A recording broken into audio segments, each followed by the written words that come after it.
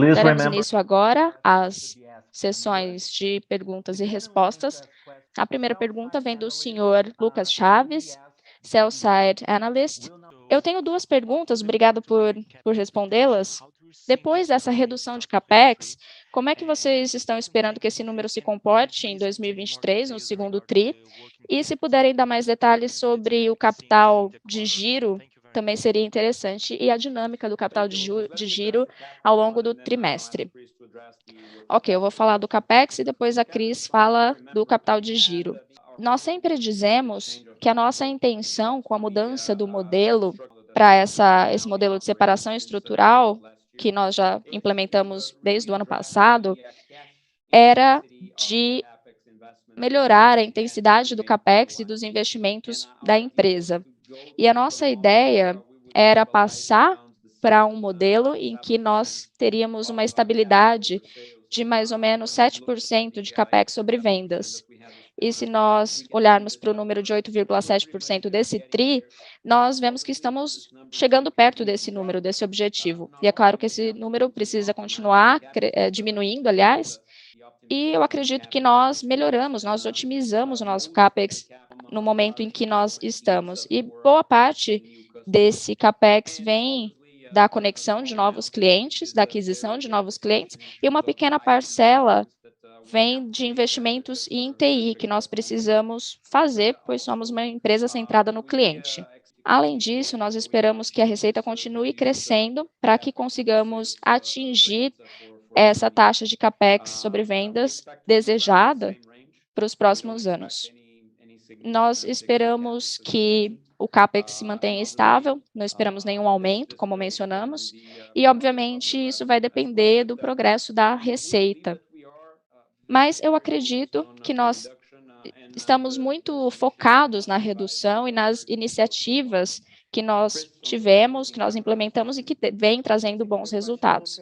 Agora, Cris, obrigada pela pergunta, Lucas. Nós tivemos alguns impactos específicos nesse TRI, com um aumento maior de capital de juro. A nossa média tinha sido de 300 a 450 nos últimos TRIs, mas tivemos alguns impactos específicos neste TRI. Se nós normalizarmos e olharmos o nosso consumo médio, nós tivemos alguns eventos que foram diferentes nesse TRI. Nós tivemos verbas rescisórias que tiveram que ser pagas, nós tivemos também um impacto no EBITDA com efeitos não caixa, que também causaram consumo de capital de giro sazonal, e nós tivemos também um menor número de dias úteis, como o Rodrigo informou na apresentação, e isso afetou as cobranças. Isso afetou os números em relação ao TRI anterior. E, além disso, nós tivemos alguns outros efeitos sazonais neste TRI.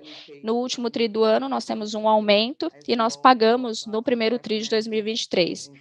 Por isso que nós tivemos esse consumo maior neste primeiro TRI. E nós estamos discutindo possibilidades para adiar os pagamentos para este ano, como nós fizemos no passado, mas o valor geral do CAPEX fica em mais ou menos metade do que foi esse TRI, justamente por conta desses impactos. Nós tivemos também alguns benefícios que impactaram a posição de caixa com relação à recuperação judicial, mas esse impacto foi compensado pelos outros impactos que eu já mencionei, o que trouxe esse consumo mais elevado neste TRI, mas que não deve se repetir. Ok, muito obrigado, ficou bastante claro. Bom, então agora eu passo para o senhor Luiz Plaster, nosso diretor de RI, para responder as perguntas dos participantes. A primeira pergunta vem do Ismail. Gostaria de saber se um eventual acordo na migração para autorização vai finalizar o processo de arbitragem internacional que está em andamento em relação aos valores devidos pela Anatel para a companhia. Obrigado, Luiz. Obrigado, Ismail. Como nós tínhamos comentado há algum tempo, nós temos duas frentes em andamento para toda a resolução da concessão. Uma delas é a discussão natural do processo de... Tem uma série de regras que foram publicadas pela agência há algum tempo, e com isso a agência acabou divulgando números preliminares, ainda não são finais, os preliminares, que seriam os números usados como o custo de saldo residual para poder ser realizada a migração. E, obviamente, nós estamos acompanhando isso. mas, ao mesmo tempo, como você bem coloca aqui, existe uma arbitragem que é uma arbitragem de elevado valor para a companhia em relação aos pleitos que a companhia tem contra a Anatel, tanto em relação à insustentabilidade da concessão, quanto a eventos de desequilíbrio econômico-financeiro que foram experimentados ao longo do tempo e que precisam, na nossa visão, de acordo com todas as condições contratuais da concessão, ser compensados, e as duas coisas correm em paralelo. Obviamente que, em caso de um acordo, e esse acordo é um acordo que vem no âmbito de uma iniciativa que o TCU começou há pouco tempo para resolver grandes situações de disputa entre poder público e empresas concedentes. Isso vale principalmente para concessões, embora não seja restrito a concessões, mas as concessões são onde os casos de discussão de compensações acabam acontecendo de maneira mais frequente.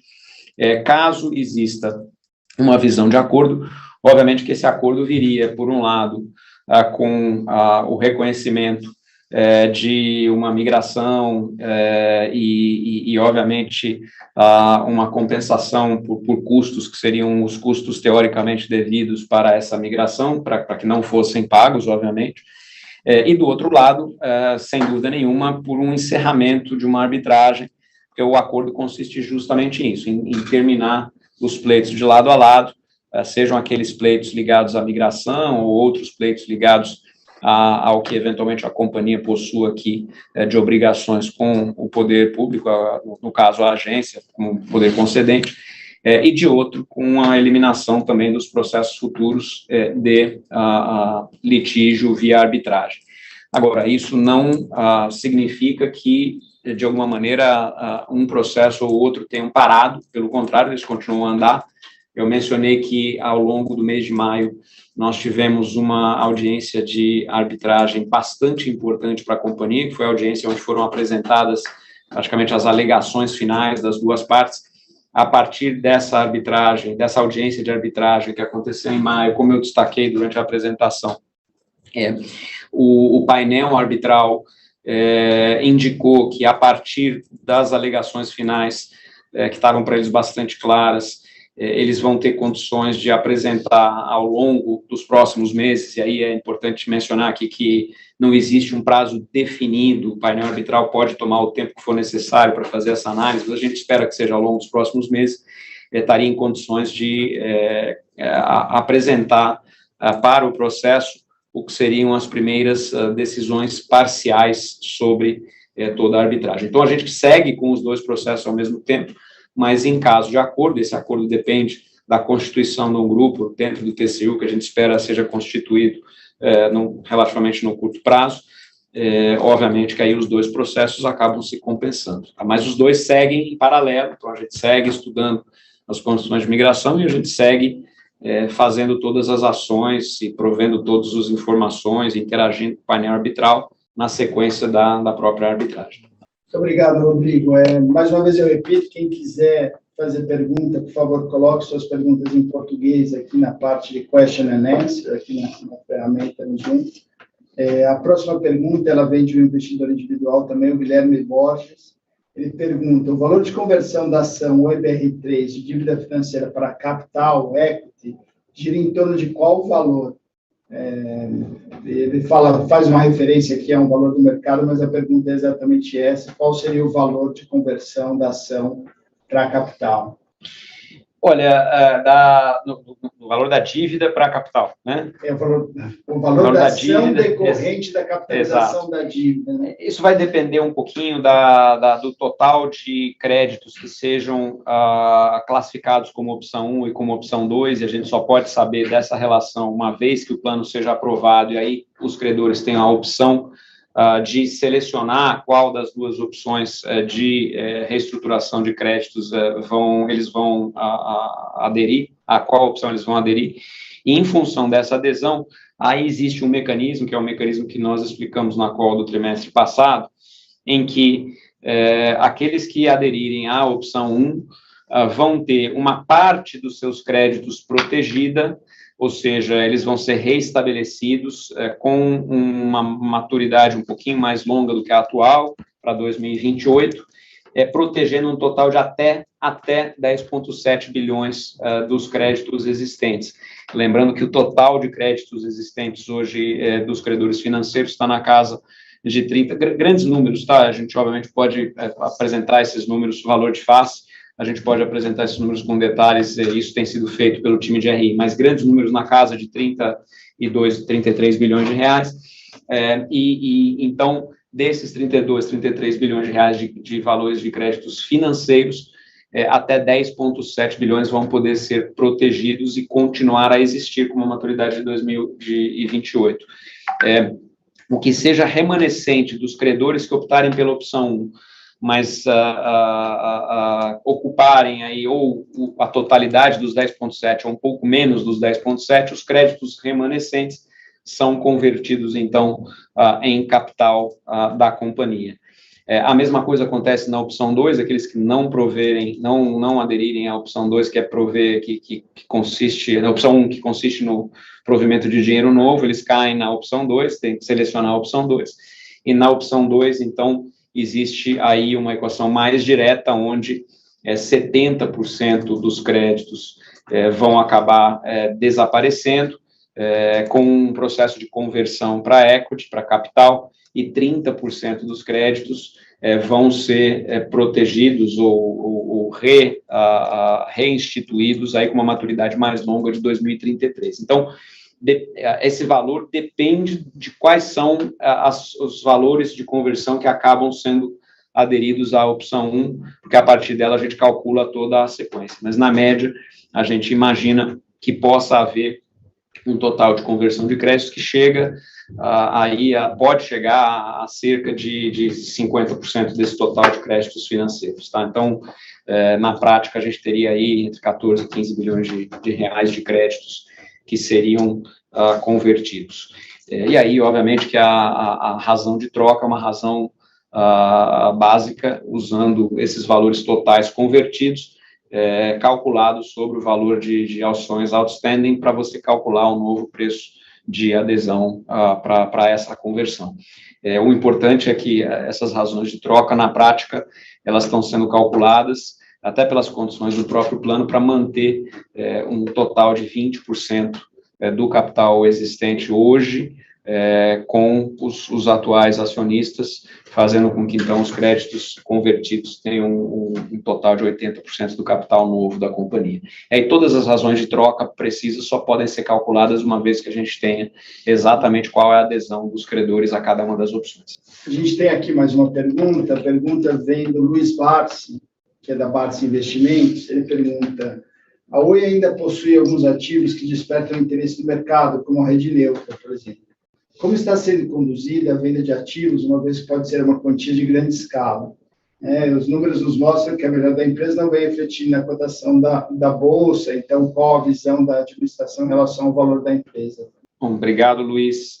Obviamente que o próprio plano, ele traz aqui a visão de potencial venda de ativos futura, sendo que você menciona aqui a rede neutra, que é a participação acionária na Vital, e desde o primeiro aditamento ao plano, lá em 2020, nós sempre mencionamos que, futuramente, essa participação acionária seria um ativo para venda, para poder, obviamente, ajudar na redução da dívida futura da companhia. Uma vez que, do ponto de vista operacional, ele não tem nenhum impacto hoje nos resultados da companhia, a não ser, obviamente, em uma visão futura de distribuição de dividendos, mas que hoje não ocorre, uma vez que a empresa ainda é uma empresa que não gera dividendos, que ainda está numa fase de crescimento de investimento. Então, do ponto de vista de resultados financeiros imediatos e ao longo dos próximos anos, não existe nenhum tipo de impacto. Com isso, os ativos de participação na rede neutra, sem dúvida nenhuma, vão ser considerados para venda. Agora, esse processo de venda tem que seguir uma série de regras, tanto as regras que vão ser definidas nos documentos definitivos aqui do plano e do acordo, ou seja, deveriam existir alguns valores mínimos para essa quitação, que obviamente seriam capazes de cobrir a contração da nova dívida do New Money, que é o DIP que vai ser contraído no início do ano que vem, para superar esse período ainda de consumo de caixa. e essa venda de ativos pode acontecer de várias maneiras. Ela pode acontecer desde um processo de abertura de capital, e aí você tem uma venda de ativos mais natural, como parte de um processo de abertura de capital e de início de liquidez a mercado, até um processo estratégico, onde você pode ter block trades em relação à participação, e obviamente que esse processo ele ainda não está sendo conduzido, uma vez que a gente prevê essa venda mais adiante, dado que o próprio objetivo da venda da rede neutra é esperar a valorização dessa participação ao longo do tempo, e nesse sentido, a expectativa é que isso ocorra muito mais já próximo dos vencimentos de dívida do plano novo que ocorreriam entre 2027 e 2028. E aí, de maneira antecipada a isso, a gente teria as possibilidades de venda desses ativos. Em relação a outros ativos, acho que vale lembrar, não estão aqui na pergunta, mas vale lembrar que a gente ainda tem um processo de venda de um ativo, entre aspas, que fez parte do último aditamento, que é a operação de TV por assinatura via satélite. Esse é um processo que ainda está em andamento, nós demos visibilidade à assinatura de um MOU que continua sendo discutido para uma potencial operação. Isso também faria parte desse processo de venda de ativos, e o próprio processo de venda de torres fixas que nós anunciamos com o Highline, que está na sua fase final, também faz parte do processo de venda de ativos. Então, esses processos estão previstos dentro do plano, eles têm condições específicas para realização, e aí seriam feitos de acordo com todas as regras da recuperação, mas no seu tempo apropriado. Os dois últimos que eu mencionei, já de maneira praticamente imediata após a divulgação de plano, de documentos, então a gente está no processo de realização de curto prazo, do ponto de vista de rede neutra, um pouco mais adiante. Em relação à cotação de ação na Bolsa, aqui, Luiz, obviamente que nós estamos falando de uma empresa que acabou de iniciar o seu segundo processo de RJ. Então, até que ele esteja efetivamente aprovado, com um plano aprovado, com uma documentação definitiva com credores detalhada, assinada, aprovada, para que todos os acionistas tenham condição de ver quais são as projeções da companhia, como elas refletem no plano, em que a gente imagina que vão acontecer, sem dúvida nenhuma, todas as visões de potencial valorização da companhia. Mas, na prática, obviamente que temos passos pela frente para poder fechar o plano, para poder, sem dúvida nenhuma, ter o reconhecimento aqui da visão de futuro já solidificada com a aprovação e execução do plano daqui para frente. Tá? A gente tem uma pergunta do investidor individual também, o Nuno Fonseca, em relação à arbitragem relacionada ao valor retido da venda da UPI Ativos Móveis, né? E ele pergunta qual a expectativa em relação à arbitragem e o status. Como nós já comentamos também, nós, desde o primeiro momento, temos trabalhado muito fortemente para recuperar a maior parcela possível do valor retido nessa arbitragem. Esses valores, que são valores aproximados de 1,5 bilhões corrigidos com o depósito judicial que está feito, eles estão atualmente acautelados junto ao juízo da RJ, então eles estão depositados em juízo, e inclusive existiam alguns questionamentos em relação ao trio quanto ao cabimento desse depósito judicial, foram feitos alguns apelos judiciais para a liberação desse depósito judicial, mas no último dia 13, o TJ manteve os recursos junto à 7ª Vara, então os recursos vão continuar depositados em juízo, e esse processo, então, ele acaba fazendo parte de toda a discussão em arbitragem que continua prosseguindo, a gente está na fase de formação do painel arbitral.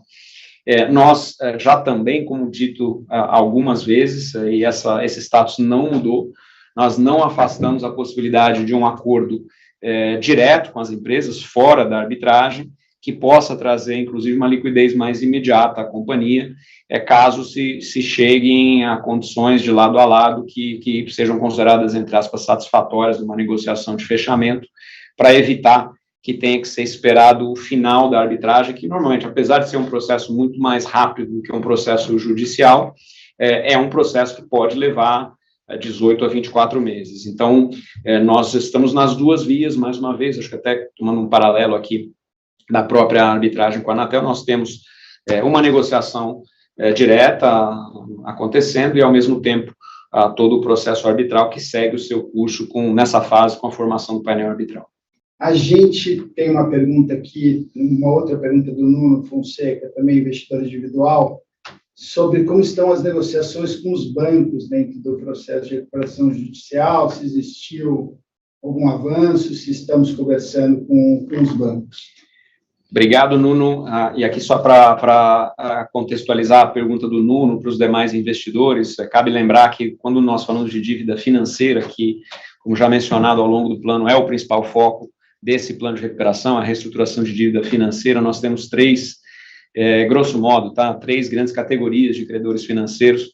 Um deles são os bancos, que o Nuno menciona, o outro são os detentores de bonds, que eram os detentores de bonds 2025, e o terceiro é a categoria das agências de fomento à exportação, que são créditos que foram detidos originalmente por agências de fomento à exportação, como o Banco de Desenvolvimento Chinês, como o Banco finlandês de crédito à exportação, e que, ao longo do tempo, alguns desses créditos permanecem com os credores originais e outros foram transacionados e hoje fazem parte da carteira de fundos de investimento. Então, são três grupos, de novo, grandes números, sem entrar no detalhe fino do número, mas, via de regra, a gente tem basicamente 1/3 da dívida com cada um desses grupos de credores, sendo que os bancos, então, estariam aí próximo de 1/3 dessa dívida. Nós estamos conversando com todos os credores, Então, não existe nenhuma exclusividade de conversa, a gente conversa com os três grupos de credores, temos buscado manter abertura, provimento de informações para os três grupos de credores. No entanto, a negociação, ela avançou mais ao ponto de levar ao anúncio que nós fizemos no início de março sobre um pré-acordo e agora a potencial assinatura de um acordo de suporte à reestruturação com um grupo específico de credores que representa a maioria dos dois outros grupos que não os bancos, que são os credores de bonds, os detentores de bonds e os detentores de créditos de agências à exportação. Lembrando que, para a aprovação do plano, nós precisamos ter a maioria dos créditos da classe, que é a classe 3. Os três tipos de credores aqui fazem parte da classe 3, que são os créditos quirografários, sem garantias, Então, obviamente que a conversa continua acontecendo com todos os grupos, mas o acordo de suporte à reestruturação atual, que é a sequência daquele que foi anunciado em março, os documentos definitivos daquele que foi assinado em março, ele está sendo discutido com um grupo que predominantemente tem credores dos dois outros grupos que não os bancos. Obrigado, Rodrigo. A gente tem uma pergunta do Renato Sintra, que é da Unity Capital. Ele pergunta sobre uma atualização de como estão as negociações em relação à negociação com a Vital, Globenet, relacionada ao LTLA e venda de cobre. Perfeito, obrigado, Renato. Nós aqui também estamos dando uma informação que não é uma informação nova, ela já foi divulgada por meio de fato relevante quando nós divulgamos o próprio plano. Como foi divulgado, nós temos uma proposta firme da Vital que consiste em uma negociação para reduzir substancialmente os créditos futuros de take-or-pay de Globenet do LTLA em até 50%, então é uma redução muito substancial, dado que são créditos que no seu total aí poderiam se aproximar de 5 bilhões de reais, dependendo da taxa de câmbio, além de uma outra redução adicional de outros 22% desse crédito, com uma troca por ativos de sucata que venham a ser desativados ao longo desse período. Essa negociação continua em andamento. Nós, obviamente, temos que observar todas as regras de aprovação de uma negociação como essa no âmbito do processo de recuperação, seja com a ciência, a anuência do juízo da recuperação, seja com a anuência de credores, seja com um processo que compara essa condição que foi oferecida de redução dos custos de LTLA futuros em troca de alguns ativos de sucata, e isso foi feito também através de laudos que foram apresentados em juízo da vantajosidade desse acordo para a companhia, e obviamente que nós estamos agora nesses processos de aprovação e discussão final, formal, de um potencial acordo, que passariam, inclusive, por aprovação, obviamente, de conselho de administração, credores e juízes. Então, esse processo continua andando, por enquanto não existe ainda nenhuma nova notícia, que não aquela que a gente já mencionou sobre a proposta que segue aqui em discussão e em processo de apresentação e aprovação de todos os entes que são necessários para que esse processo se encerre.